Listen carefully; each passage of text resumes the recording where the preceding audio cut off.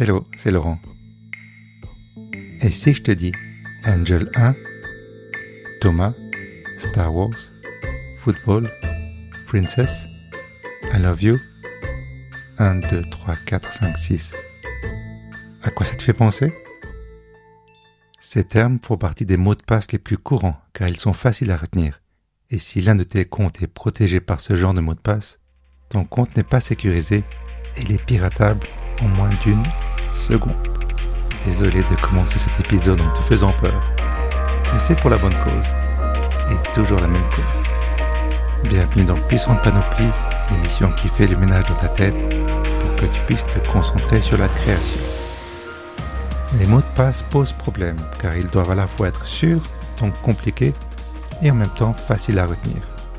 Donc c'est mal parti.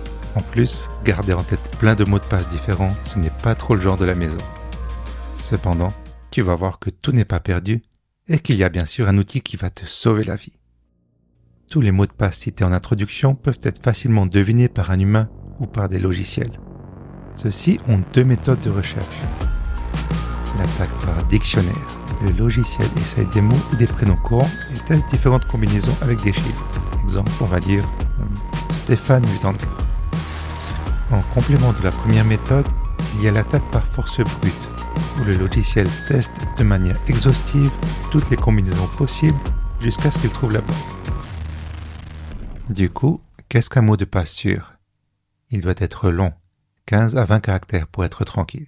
Il doit comporter des lettres minuscules et majuscules, des chiffres ainsi que des caractères spéciaux. Tu peux choisir par exemple des circonflexes, des points d'exclamation ou encore le symbole du $. Et il ne doit pas former une suite logique de mots. Surtout, ça doit être un nouveau mot de passe qui n'a pas été utilisé ailleurs. En effet, dès qu'un pirate aura découvert ton mot de passe pour un site de commande en ligne, il va essayer de voir si cette adresse mail et ce mot de passe ont déjà été utilisés pour un réseau social ou pour un autre site. Ce dernier pourrait dévoiler par exemple ton numéro de carte de crédit ou d'autres données personnelles. Et tout ça devient très dangereux. D'accord, je t'ai assez fait peur. Il est temps de te dévoiler l'outil du jour. Un gestionnaire de mots de passe. Bon, sur le papier, ce type d'application n'est pas très excitant. Ce n'est pas son rôle. Mais, une fois qu'il est en place, il se fait très discret. Voyons comment fonctionne un gestionnaire de mots de passe. Imagine un coffre-fort. Dans ce coffre-fort, tu vas stocker tous tes mots de passe. Tu peux y avoir accès de n'importe où, depuis ton ordinateur, depuis ton téléphone ou encore depuis l'ordinateur de ton travail. Et ce gestionnaire est lui-même protégé par un mot de passe principal, le mot de passe maître. C'est le seul mot de passe que tu auras à retenir. Personnellement, j'utilise une suite relativement longue de mots qui n'a pas de sens et qui inclut 2 chiffres et 2 caractères spéciaux. En plus, beaucoup de gestionnaires de mots de passe ont également un générateur aléatoire de mots de passe sécurisé. Ça évite de se casser la tête pour en inventer. Finalement, l'outil que je te recommande s'appelle Bitwarden.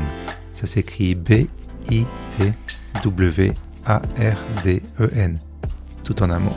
La version gratuite permet de faire beaucoup de choses et il synchronise tes mots de passe entre ton ordinateur, ton navigateur internet, ta tablette, ton téléphone et toutes les applications que tu utilises et qui nécessitent un mot de passe.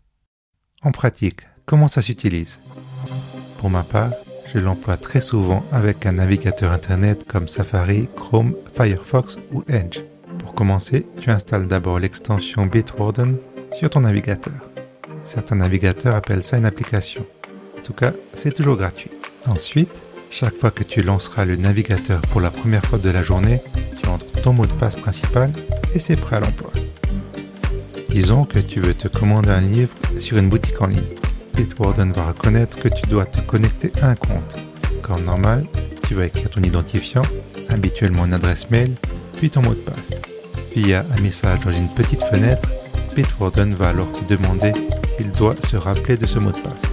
Tu réponds oui ou non et c'est enregistré. Par la suite, tu vas sûrement te dire « Bon, Laurent m'a bien fait peur, je vais changer le mot de passe. » Et c'est une très bonne idée. Sur ton compte perso de cette boutique en ligne, tu choisis l'option pour changer de mot de passe et surtout tu demandes à Bitwarden de générer un nouveau mot de passe bien long, compliqué et sécurisé. Tu vas copier et enregistrer ce beau mot de passe et Bitwarden va te demander s'il doit l'enregistrer et effacer l'ancien. Tu dis OK et le tour est joué.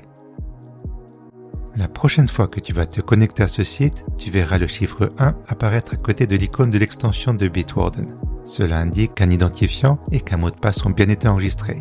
Ensuite, tu cliques à nouveau sur la même icône et notre ami Bitwarden copiera automatiquement ton identifiant ainsi que ton magnifique mot de passe dans les bonnes cases. Je te l'accorde, c'est difficile à comprendre sans image, mais ça fera sens une fois que tu auras testé en vrai. Ce qui m'amène à la dernière partie. Par quoi commencer ? Comme d'habitude, la transition vers l'utilisation de ce nouvel outil va se faire en douceur. Tu débutes en générant de nouveaux mots de passe pour tes comptes de messagerie en ligne et tes comptes de réseaux sociaux, car ils peuvent contenir des données sensibles. Par la suite, dès que tu te connectes à un compte et que tu as 2 minutes, prends ce temps pour changer le mot de passe. Et si tu crées un compte pour un nouveau site, génère et enregistre directement un mot de passe en béton. Si tu es comme moi et que tu as beaucoup de comptes différents, le processus sera long. Mais tu te féliciteras de l'avoir fait. Tu n'auras plus à te creuser la tête pour te rappeler un mot de passe et tu ne devras plus jamais cliquer sur l'option « Mot de passe oublié ». Surtout, tu dormiras mieux car tu auras moins peur de te faire voler tes données personnelles. Ça vaut bien la peine d'essayer de comprendre un gestionnaire de mots de passe, non ? Tu as maintenant un nouvel outil dans ta panoplie. Mais rappelle-toi que ce n'est qu'un outil. L'essentiel, c'est ce que tu vas en faire. Merci de m'avoir écouté. Cet épisode a été écrit et réalisé par Puissant Bazar, donc moi, Laurent. Si tu as des questions ou des remarques, envoie-moi un mail à laurent@puissantbazar.ch. Je réponds personnellement à chaque message. Je reviens jeudi dans 2 semaines. D'ici là, prends soin de toi et à tout bientôt.